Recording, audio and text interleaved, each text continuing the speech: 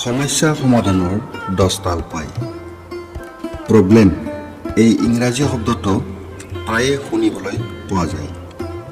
Problem মানে হ'ল অসুবিধা বা সমস্যা। সকলো মানুহে প্ৰব্লেমৰ সন্মুখীন হয়। এজন মানুহৰ যেতিয়া প্ৰব্লেম হয় তেতিয়া তেওঁ দিশ বিদিশ হেৰুৱাই পেলায়।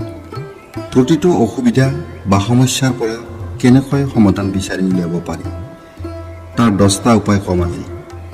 ভিডিঅ'টো শেষলৈকে চাই থাকিব। প্ৰতিটো সমস্যাৰ পৰা কেনেকৈ ওলাই আহিব। জীৱনৰ যাত্ৰা এনে এক যাত্ৰা য'ত আমি প্ৰতিটো খোজতে নতুন নতুন সমস্যাৰ সন্মুখীন হ'বলগীয়া হয়। পৰাজয় আৰু জয়, সুখ আৰু দুখ, সফলতা আৰু বিফলতা, এই সকলোবোৰ মুহূৰ্ত জীৱন যাত্ৰাত আমাৰ আহে। কিন্তু প্ৰতিটো সমস্যাই আমাক এক শিক্ষা দিয়ে আৰু প্ৰতিটো অসুবিধাই আমাৰ জীৱনত গুৰুত্বপূৰ্ণ স্থান লাভ কৰে। এই ভিডিঅ'টোত কোৱা এই কথাকেইটা যদি ভালদৰে বুজি লয় তেতিয়া প্ৰতিটো অসুবিধাৰ পৰা ওলাই অহাৰ পথ বিচাৰি উলিয়াব পাৰিব। নিজৰ লক্ষ্যত উপনীত হ'বলৈ সহজ হ'ব। নম্বৰ 1, ইতিবাচক চিন্তাধাৰা। প্ৰতিটো সমস্যাৰ সমাধান প্ৰথমে আমাৰ মনত দেখা দিয়ে। আমি যেতিয়া ইতিবাচকভাৱে চিন্তা কৰোঁ তেতিয়া আমি সমস্যাৰ সমাধানৰ নতুন আৰু উন্নত উপায় দেখিবলৈ পাওঁ। ইতিবাচক চিন্তাই আমাৰ মনটোক শক্তিশালী কৰি তোলে আৰু যিকোনো অসুবিধা দূৰ কৰিব পাৰোঁ বুলি আমাক উৎসাহিত কৰে। গতিকে ইতিবাচক চিন্তাধাৰা গ্ৰহণ কৰাটোৱে প্ৰথম পদক্ষেপ। নম্বৰ 2, লক্ষ্য নিৰ্ধাৰণ কৰক। সমস্যা সমাধানৰ বাবে আমাৰ বাবে এটা স্পষ্ট লক্ষ্য নিৰ্ধাৰণ কৰাটো অতি প্ৰয়োজনীয়। যেতিয়া আমি আমাৰ লক্ষ্য স্পষ্টকৈ জানো তেতিয়া আমি বুজি পাওঁ কোন দিশত আগবাঢ়িব লাগিব। ইয়াৰ বাবে আমি আমাৰ কামত সংগ্ৰাম কৰিও অধিক সংবেদনশীল আৰু সংযত হৈ থাকোঁ। নম্বৰ 3, সমস্যাক সুযোগ হিচাপে চাই লওক। প্ৰতিটো সমস্যাক সুযোগ হিচাপে চাওক। যেতিয়া আমি সমস্যাবোৰক সুযোগ হিচাপে চাওঁ তেতিয়া ইয়াৰ মাজত লুকাই থকা ভাল বেয়া দিশবোৰ বুজিবলৈ সহায় কৰে।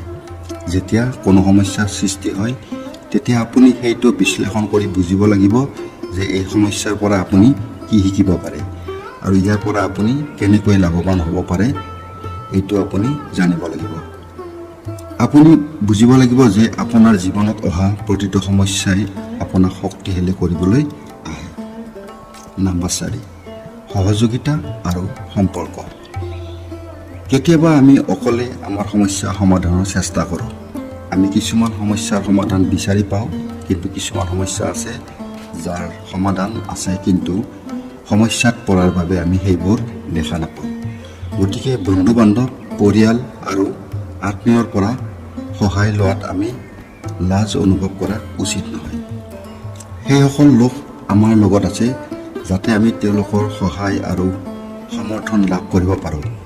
কিন্তু এটা কথা মনত ৰাখিব লাগিব যে সকলোৰে পৰা পৰামৰ্শ লোৱা উচিত নহয়, কাৰণ কাৰ পৰা আপুনি পৰামৰ্শ ল'ব লাগে সেইটো আপুনি ভালদৰে চাইহে আগবাঢ়িব লাগিব।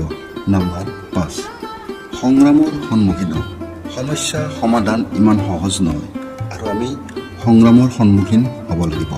আমি ইয়াক নিগেটিভ দৃষ্টিৰে চোৱা উচিত নহয়, বৰঞ্চ আমি ইয়াৰ পৰা কিমান শিকিব পাৰোঁ আৰু কিমান মজা কৰিব পাৰোঁ সেইটো চাবলৈ এটা সুযোগ হিচাপে চাব লাগে। নম্বৰ 6, স্বাস্থ্যৰ যত্ন লওক। আমাৰ জীৱনত সুস্বাস্থ্য অতি গুৰুত্বপূৰ্ণ। সমস্যাৰ সন্মুখীন হোৱাৰ সময়ত আমি আমাৰ শাৰীৰিক আৰু মানসিক স্বাস্থ্যৰ প্ৰতিও বিশেষ যত্ন লোৱা উচিত। যোগাসন, ধ্যান, সঠিকভাৱে খাদ্যাভ্যাসে আপোনাৰ শাৰীৰিক আৰু মানসিক শক্তি বৃদ্ধি কৰে। নম্বৰ 7, নিয়মানুৱৰ্তিতা আৰু সংযম।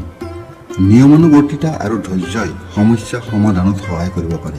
আমি নিজৰ কামত নিয়মীয়া আৰু অনুশাসিত হোৱা উচিত যাতে আমি নিজৰ লক্ষ্যত উপনীত হ'বলৈ কঠোৰ পৰিশ্ৰম কৰিব পাৰোঁ। নম্বৰ 8, আত্মপ্ৰেৰণা। আমাৰ লক্ষ্যত উপনীত হ'বলৈ আমি অনুপ্ৰেৰণা বৃদ্ধি কৰা উচিত। আমি নিজকে আৰু নিজৰ কামত প্ৰেৰণা দিব লাগে যাতে আমি আমাৰ সমস্যাৰ সমাধান বিচাৰি উলিয়াব পাৰোঁ। নম্বৰ 9, সমৰ্থন। আমি সমৰ্থনৰ দিশত চাব লাগিব।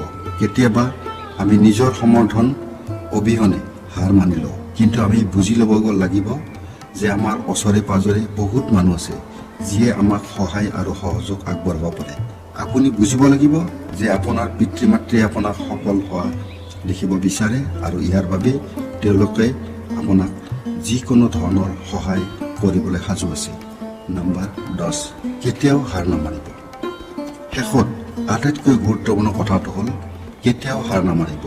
অসুবিধা দূৰ কৰিবলৈ সময় লাগিব পাৰে, কিন্তু আপুনি মনত ৰাখিব লাগিব যে আমি আমাৰ লক্ষ্যত উপনীত হ'ব পাৰোঁ। হাৰ মানি লোৱাৰ আগতে আমি নিজকে এটা সুযোগ দিয়া উচিত আৰু তাৰ পিছত চাব লাগে যে আমি আমাৰ দাবী কেনেকৈ পূৰণ কৰোঁ। প্ৰিয় দৰ্শক, এই ভিডিঅ'টোৰ জৰিয়তে আমি দেখিলোঁ যে প্ৰতিটো অসুবিধাৰ মাজত এটা সুযোগ লুকাই থাকে। আমি ইতিবাচক চিন্তা কৰিব লাগে, সংগ্ৰামৰ সন্মুখীন হ'ব লাগিব আৰু নিজৰ লক্ষ্যত উপনীত হ'বলৈ হাৰ মানিব নালাগিব। ইয়াৰ লগতে আমি সমৰ্থন আৰু সহযোগিতাৰ সঠিক ব্যৱহাৰ কৰা উচিত, যাতে আমি আমাৰ সমস্যাসমূহ সহজে সমাধান কৰিব পাৰোঁ। জীৱনৰ যাত্ৰাই আমাক সদায় নতুন আৰু উন্নত পথলৈ লৈ যায় আৰু অসুবিধাৰ সমাধানৰ দ্বাৰা আমি আমাৰ লক্ষ্যত উপনীত হওঁ। হেৰুৱাৰ ভয়ে আমাক কেৱল পিছুৱাই দেখায়, কিন্তু সংগ্ৰাম কৰাৰ ক্ষমতাই আমাক আগুৱাই লৈ যায়। গতিকে আহক আমি সকলোৱে মিলি প্ৰতিটো অসুবিধাৰ পৰা এটা বাট বিচাৰি উলিয়াওঁ আৰু আমাৰ সপোন বাস্তৱত পৰিণত কৰাৰ দিশত আগবাঢ়ি যাওঁ। প্ৰিয় দৰ্শক, আজিৰ এই ভিডিঅ'টো যদি আপোনাৰ ভাল লাগিছে তেন্তে এটা লাইক কৰিব আৰু আছামিজ মটিভেশ্যনেল SP এই চেনেলটো ছাবস্ক্ৰাইব কৰি ৰাখিব, কিয়নো এনেধৰণৰ ভিডিঅ' আমি দি থাকোঁ। এই ভিডিঅ'টো আপুনি সকলোতকৈ আগতে পোৱাৰ বাবে চেনেলটো ছাবস্ক্ৰাইব কৰি বেল বুটামটো টিপি ৰাখিব। ধন্যবাদ।